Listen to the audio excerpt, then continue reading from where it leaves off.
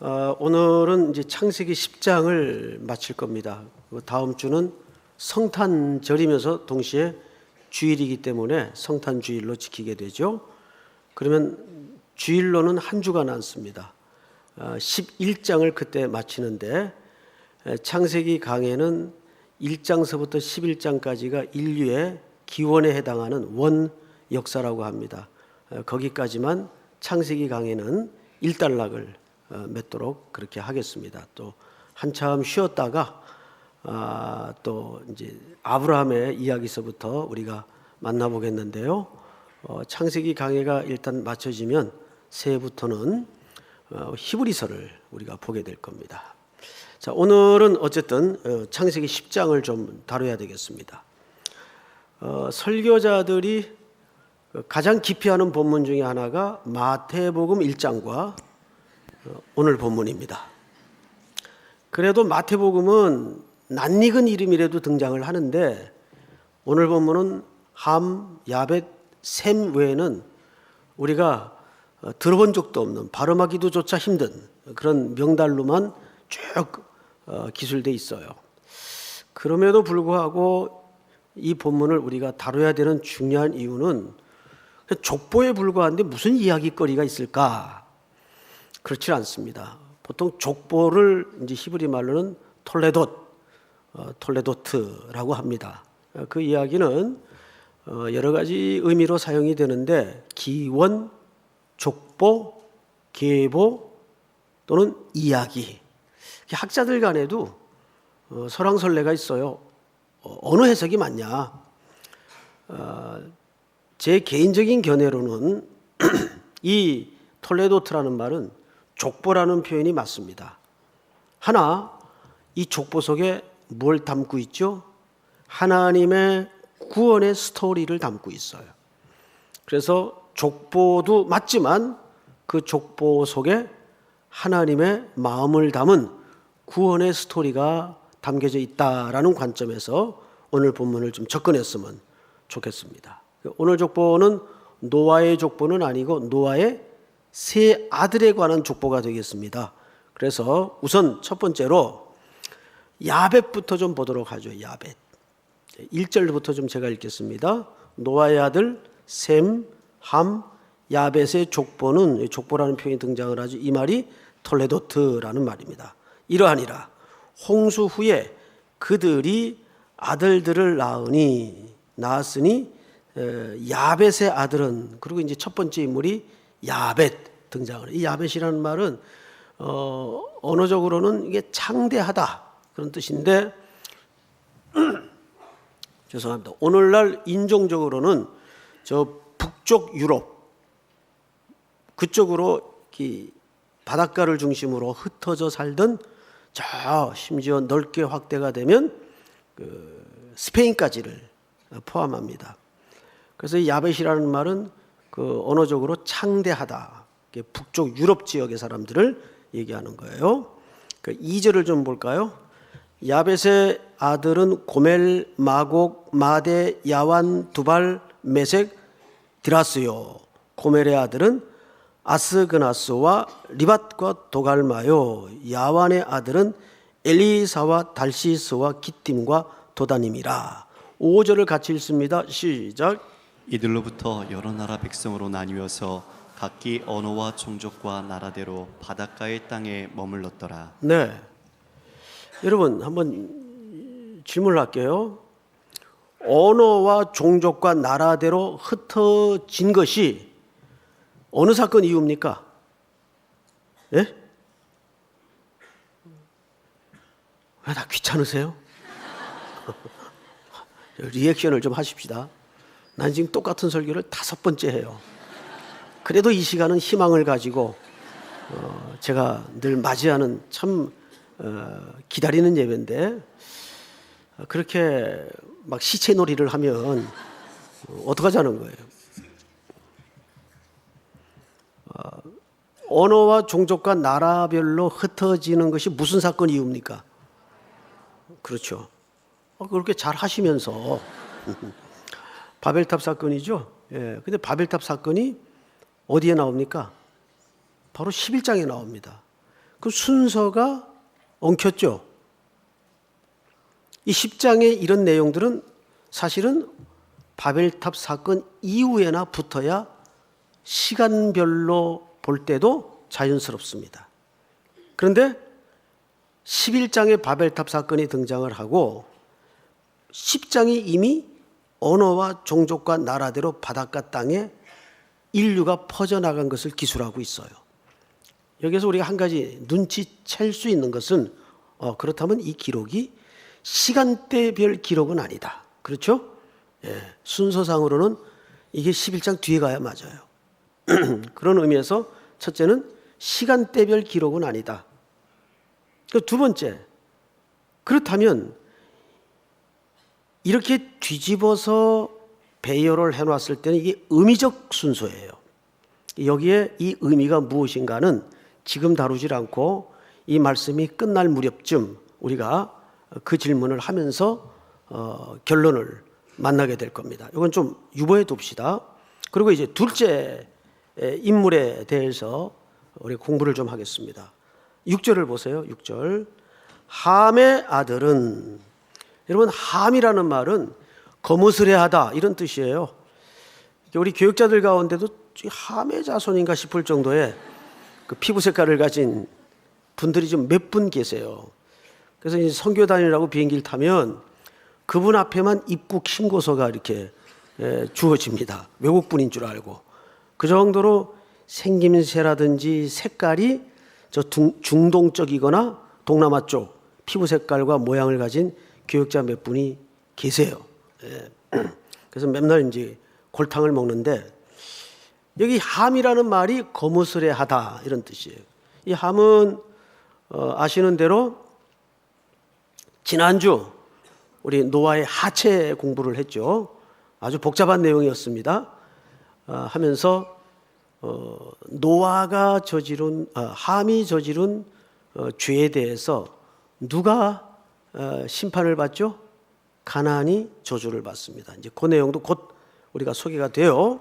자, 어쨌든 이 함은 지금의 어느 쪽인가 하면 이디오피아 또 아프리카 이런 쪽으로 흩어져 살던 사람들이에요.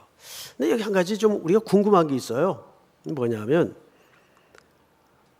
아담의 후손들은 어쨌든 노아의 홍수 사건으로 다 죽었어요. 그리고 노아와 그 가족들만 남은 자가 되어서 이 세 아들을 통해 인류가 퍼져나갑니다. 그러면 한 아버지와 한 혈육이에요. 어떻게 피부가 검을 수 있겠어요? 그래서 또 이것만 집중적으로 연구한 분들이 계세요. 고맙게도. 근데 이렇게 썩 받아들이기에는 이제 정황상 이해는 되는데 그걸 정확한 시대적 역사적 자료를 통해 근거를 통해 이게 진짜 그렇구나 라고까지에는 좀 미흡한 부분이 있긴 해요. 그들의 이제 이론은 이렇습니다. 야벳은 저 북유럽 쪽으로 일조량이 극히 부족한 쪽에 흩어져 살다 보니까 햇빛을 많이 못 봐서 수천 년 역사가 흘러내려오는 동안에 얼굴이 저렇게 희어멀건해졌다 라는 환경설이 굉장히 그 우위를 차지하고 있습니다. 그 근거를 따라 이 뜨거운 일조량이 지나치게 많은 이 아프리카 쪽이나 이쪽에 흩어져 살던 사람들은 말하자면 그 과도한 일조량 때문에 오고 오는 세월 속에서 그렇게 유전자가 검은 색깔로 변이 되지 않았겠는가 추정을 하면서 동시에 이제 우리 이쪽은 알맞게 구워져서 이렇게 노리끼리하게 맛있게 색깔을 가지고 태어났다라는 조금 신빙성이 없는 돌아다니는 이야기가 있는데 그러나 이제 환경설을 주장하는 사람들은 이걸 굉장히 신빙성 있게 또 얘기를 합니다.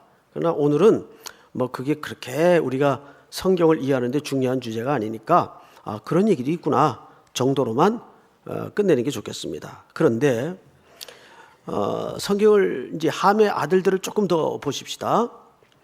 7절, 6절을 맞아보십시다. 함의 아들은 구스와, 구스도 검다는 얘기예요. 미스라임과 붓과 네 번째 아들 이름이 누굽니까? 바로 지난주에 우리가 보았던 가나안이 등장을 합니다. 자, 가나안의 그 저주가 뭔가를 한번 다시 확인합시다. 9장 24절을 보세요.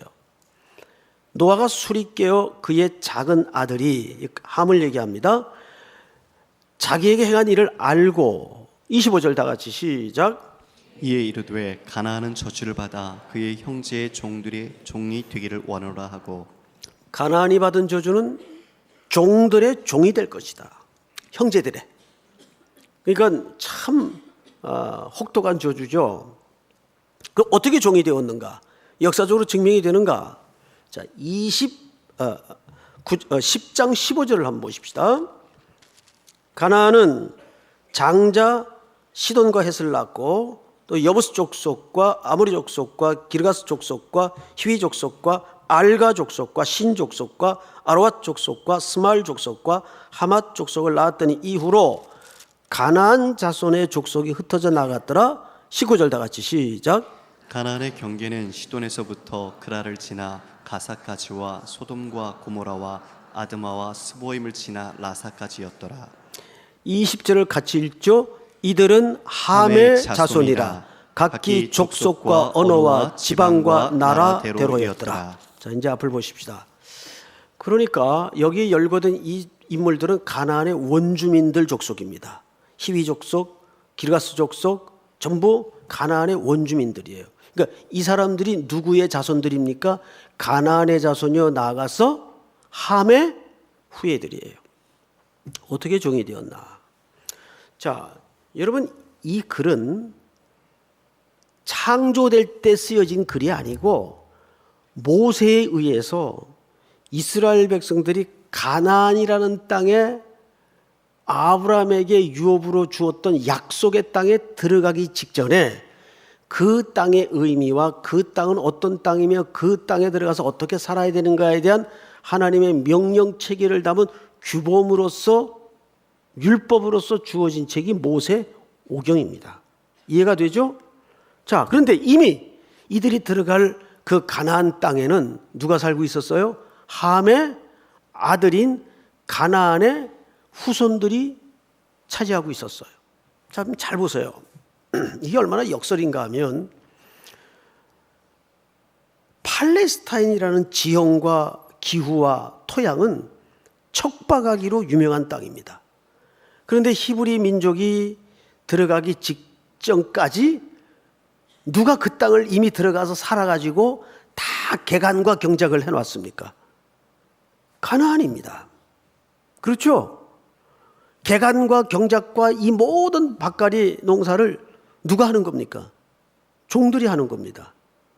그러면 이스라엘 백성들은 요즘식으로 표현하자면 숟가락만 들고 들어간 거예요. 그리고 그 땅을 어떻게 하죠? 전명을 해서 전부 종으로 삼습니다. 그러니까 하나님의 구원의 역사와 선언의 경륜은 1.1에게 오차도 없이 그대로 멀고 긴 역사에 수많은 방해를 넘어서 완성되고 이루어지는 겁니다. 이것이 노아가 함이라는 아들에게 그 실수를 빌미로 그 자손인 가나안에게 형제들의 종들의 종이 될 것이다. 그것이 여기에서 그대로 성취가 되는 겁니다.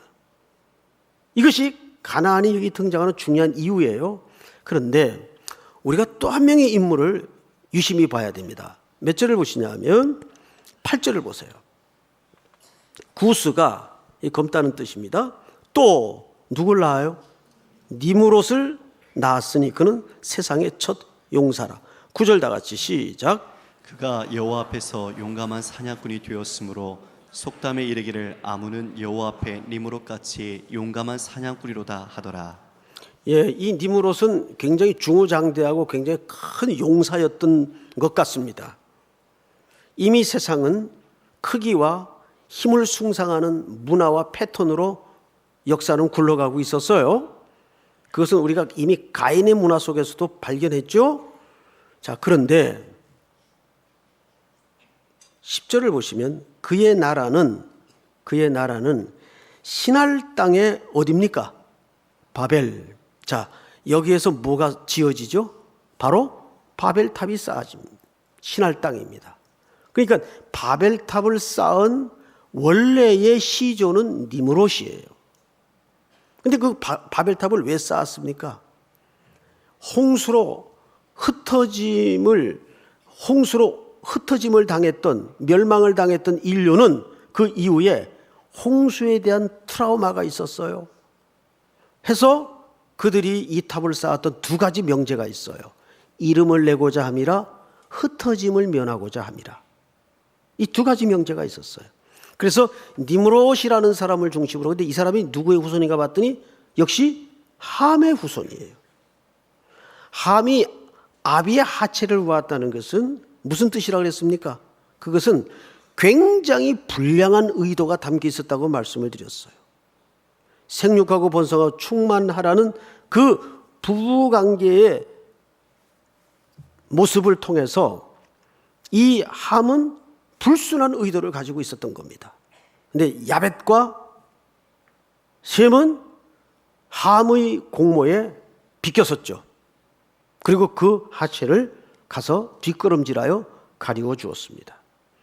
그렇다면 이 함은 하나님의 창조의 질서와 원형의 역사에 대해서 정면으로 도전하는 상징적 혈통이에요.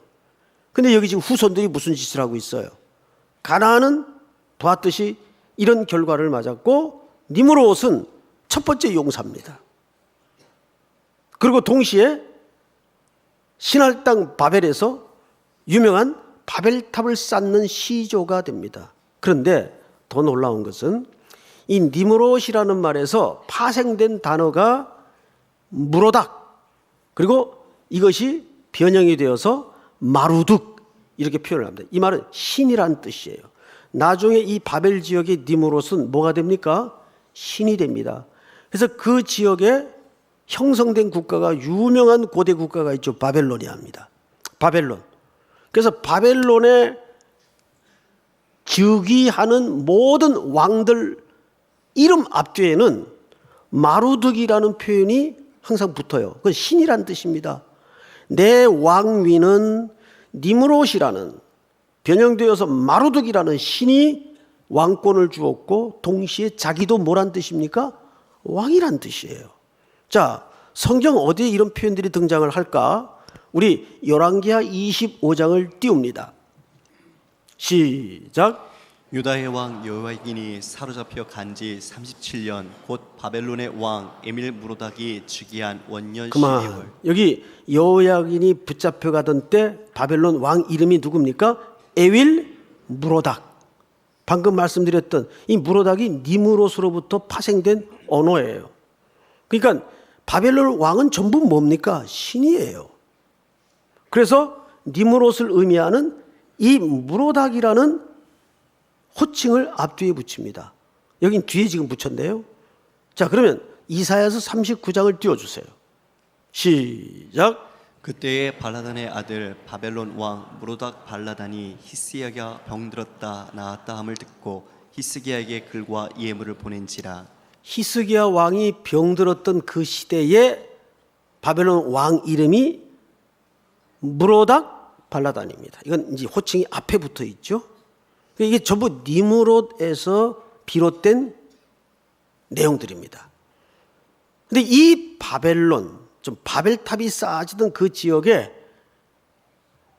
니므롯은 바벨탑을 쌓아서 흩어짐을 면하고자 했습니다. 자, 그 다음에 이제 세 번째 인물이, 남은 아들이 누구죠, 이제? 셈입니다, 셈. 자, 이제 셈의 차례로 넘어갑니다. 성경을 보십시다. 21절을 보세요. 21절. 셈은 에벨 온 자손의 조상이요 야벳의 형이라.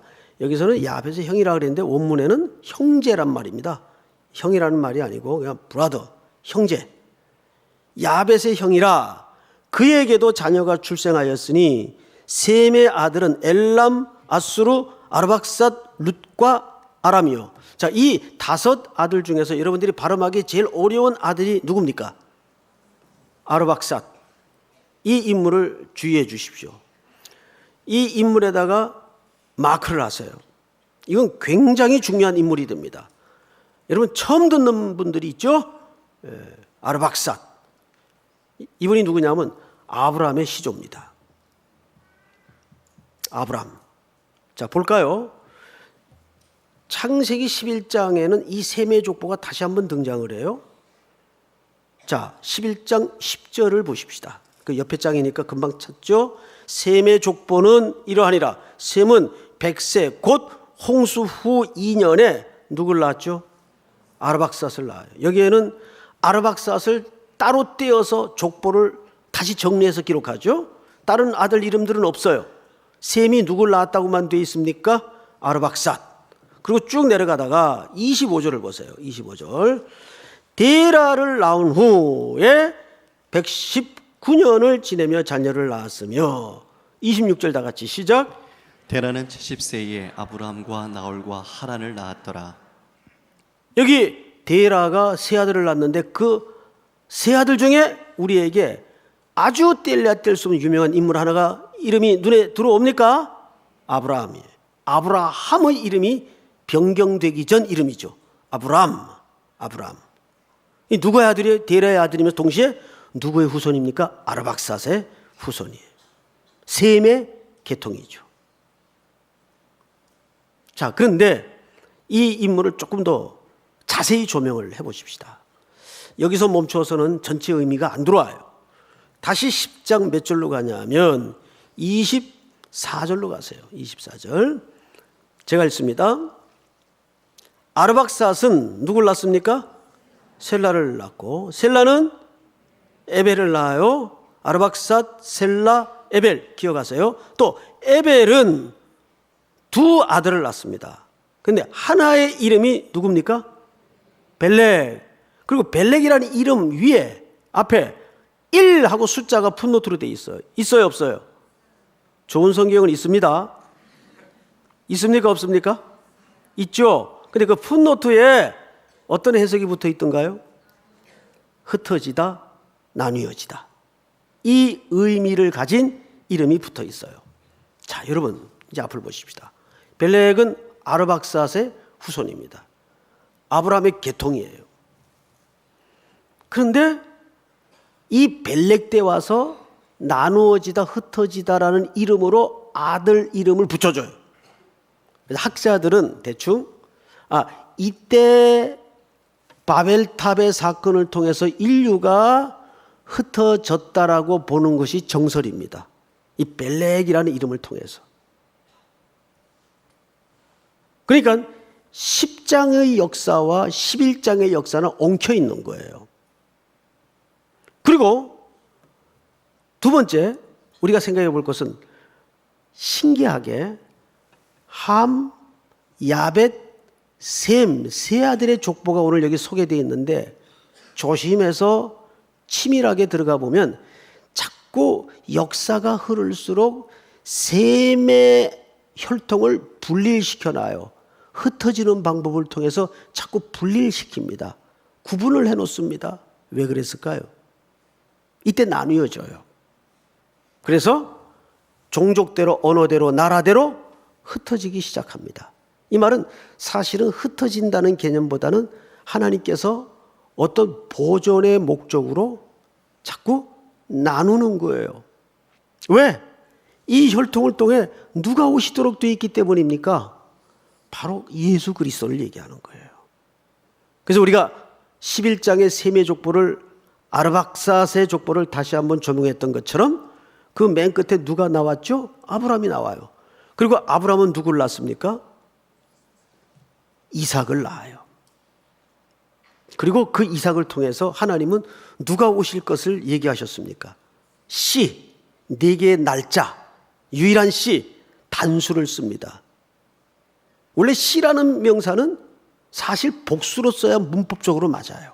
제라. 근데 거기에 많은 단수예요. 왜? 유일한 자손이기 때문에.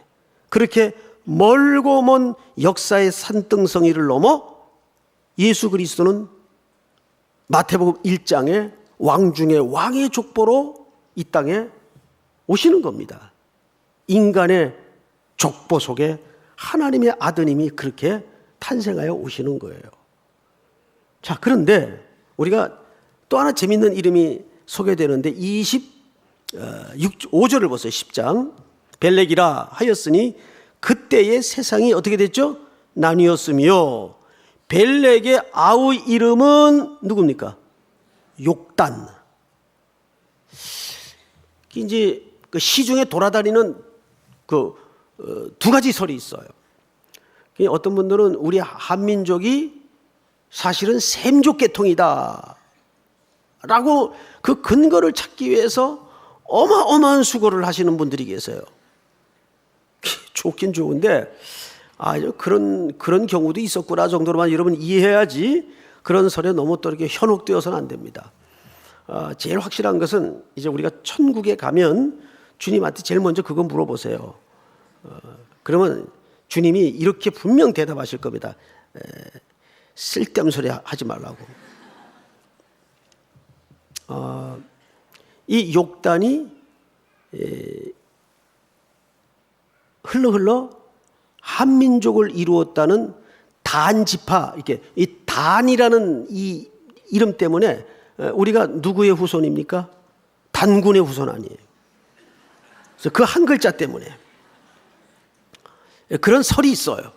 그리고 이제 또 어떤 분은 우리가 단지파의 후손이다. 이렇게 이제 어떻게 하든 우리가 셈족의 혈통이다라는 것을 맞추기 위해서. 그런데 고린도후서 5장에 뭐라 그래서 그런 종 누구든지 그리스도 안에 있으면 새로운 피조물이라. 우리는 혈통적으로가 아니라 영적으로 이미 셈족입니다. 맞죠? 셈의 장막에 거하는 자들이에요. 예. 자꾸 근데 혈통적으로 그게 맞든 안 맞든 무슨 큰 의미가 있겠습니까? 자, 그러면 이렇게 벨렉, 욕단 두 아들이 아르박삿 혈통에서 태어납니다. 자, 이제 우리는 한 두 가지 질문을 하면서 오늘 말씀을 좀 마쳐야 될 것 같아요. 첫째는 아까 우리가 문제 제기만 하고 마무리 못한 주제가 하나 있었죠. 왜 창세기 기사는 이 바벨론의 이야기를 뒤에다 배치했을까? 그리고 이 흩어져 나가는 세 아들의 족보 이야기를 바벨론 사건 앞에다가 배치했을까? 이 배열은 굉장히 중요합니다. 만약에 가정이긴 하지만 바벨론 사건이 이 흩어져 나가던 노아의 세 아들의 족보 이야기 앞에 있었다고 합시다. 그러면 어떤 결론을 지을 수밖에 없었을까요? 온 땅에 흩어지는 것이 노아 홍수 심판의 결과로밖에는 해석이 안 돼요. 맞죠? 그러나 물어봅시다. 온 땅에 생육하고 번성하고 충만한 것이 심판의 결과여야 합니까? 하나님의 창조 질서의 명령이었습니까? 그렇죠? 물론 바벨탑 심판을 통해서 인류가 흩어진 것은 맞아요. 그러나 그것은 심판이라는 형식을 취해서 하나님이 경영을 섭리를 베푸는 것뿐이지 심판이 하나님의 본래 마음이 아니란 뜻입니다. 하나님은 창세기 1장 27절에 첫사람 아담에게 주신 명령이 생육하고 번성하고 온 땅에 생명이 충만할 것을 명령하셨어요. 그럼에도 불구하고 인류는 죄악에 빠져 그 명령을 무시해버리고 뭉개버립니다. 그래서 온 땅을 하나님이 물로 심판하신 이후에 9장 1절에 보면 홍수 이후에 노아에게 그 명령을 다시 갱신하십니다. 9장 1절을 한번 볼까요? 이렇게 되어 있어요. 1절만 같이 한번 읽겠습니다. 시작. 하나님이 노아와 그 아들들에게 복을 주시며 그들에게 이르시되 생육하고 번성하여 땅에 충만하라. 이것이 남은 자로 이 땅의 유일한 인류인 노아에게 하나님이 주신 아담 언약의 갱신이에요. 여기서도 정확하게 번성하고 충만하고 온 땅에 표만할 것을 명령하십니다. 그러니까 인류가 온 땅을 향하여 흩어져 생명을 충만케 할 복음 전도자로 나가는 것은 심판의 결과입니까? 하나님의 본래의 마음입니까? 예, 하나님의 본래의 마음이었어요. 그런데 하나님과 대적하고 있는 이 함이, 그 후손들이 바벨탑을 지음으로써 두 가지를 의도했죠. 흩어짐을 면하고자, 또 하나는 뭡니까? 이름을 내고자. 이름을 내고자 하라는 말은 자기 본의적 삶을 얘기합니다. 예루살렘 교회도 모여 있으니까 환난이라는 핍박의 방법을 통해서 하나님이 흩뿌려 버리는 거예요. 그들이 두루 다님의 복음의 말씀을 전할세 그 말씀이 떨어지고 선포되는 곳마다 민들레 씨앗 마냥 하나님의 교회가 세워지고 주의 나라가 임하는 것을 우리가 보지 않습니까? 마찬가지예요. 그러니까 이 하나님의 노아의 가족을 향한 명령 속에는 하나님의 선교적 명령이 감춰져 있는 거라고요.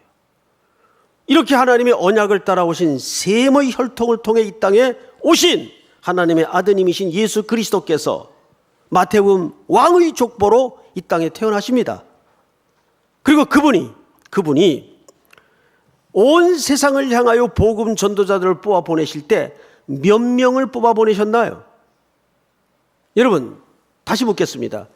이 창세기 10장에 노아의 세 아들의 많은 이름들이 여기 열거되어 있지만 이들을 전부 헤아려 보면 정확하게 모두 몇 명인지 아십니까? 몇 명입니까?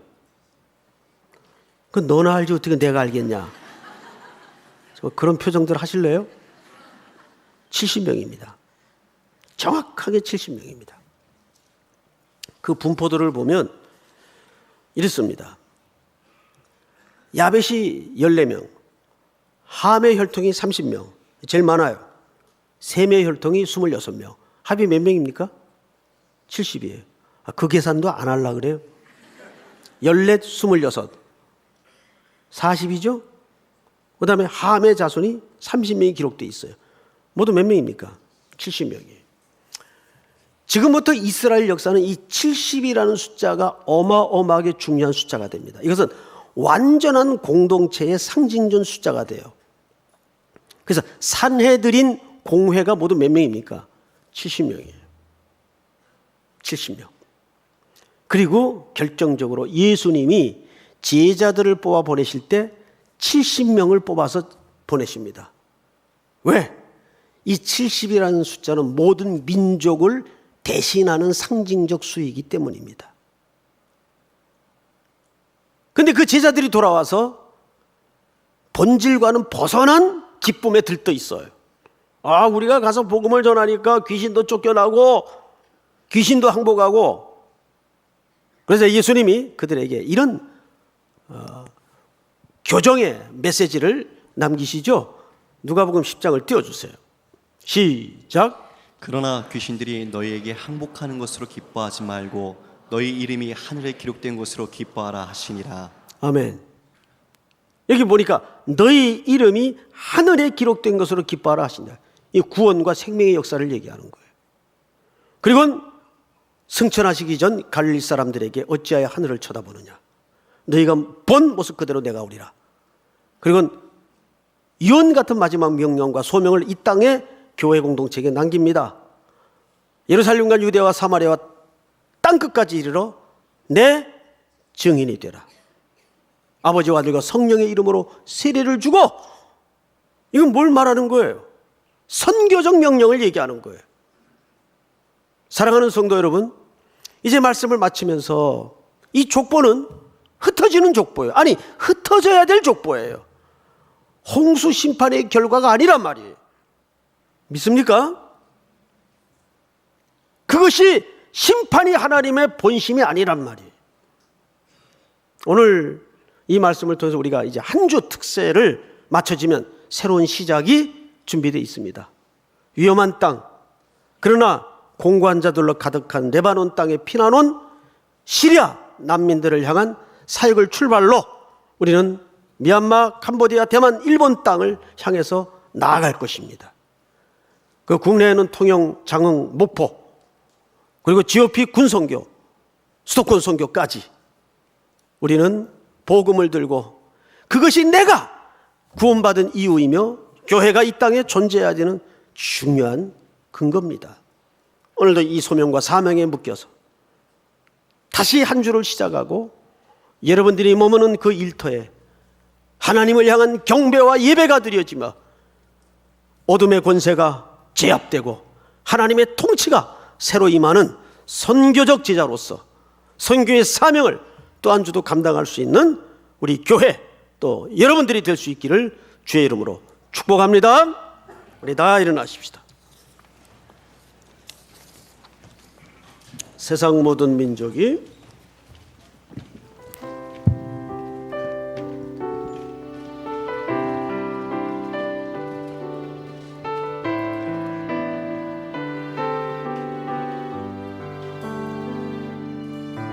세상 모든 민족이 구원을 얻기까지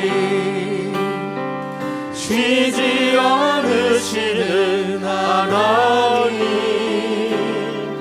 주의 심장 가지고 우리 이제 일어나 주 따르게 하소서. 세상 모든 육체가 주의 영광 보도록 우릴 부르시는 하나님, 주의 손과 발 되어 세상을 치유하며 주 섬기게 하소서. 우리 바다 높음같이 여호와의 영광을 인정하는 것이 온 세상 가득하리라. 우리 바다 높음같이 우리 바다 높음같이 우리 바다 높음같이 보리라 그날에 주의 영광 가득한 세상 우리는 듣게 되리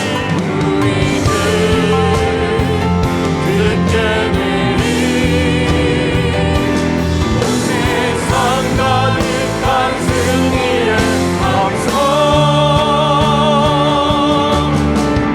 우리 바다 높음같이 여호와의 영광을 인정하는 것이 온 세상 가득하리라. 우리 바다 높음같이 우리 바다 높음같이 우리 바다 높음같이. 우리 한번 기도합시다. 복음을 받은 자는 성경에 보니까 주님의 시각에서 마이 디파짓, 내가 맡긴 거라고 말씀을 하셨습니다. 근데 맡긴 걸 제대로 전달하지 않으면 그걸 횡령이라 그러죠. 복음 횡령죄, 전하지 않는 자에게 주어지는 명칭입니다. 우리는 나에게 임한 이 구속의 사건, 이 십자가의 은혜가 아직도 어둠의 땅에서 신음하는 저분들을 향해서 소개되고 전해지고 가르쳐지고 선포돼야 됩니다. 이제 특세가 맞춰지면 우리에게 시작되는 이 선교 일정을 일일이 나라 이름을 불러가면서 또 자기가 감당해야 되고 섬겨야 될 땅을 위해서 우리 이 시간 다 같이 한번 그것이 내가 이 땅에 구원받은 백성으로 살아가는 존재의 기반임을 기억하여 주여 부른 다음에 기도합니다. 주여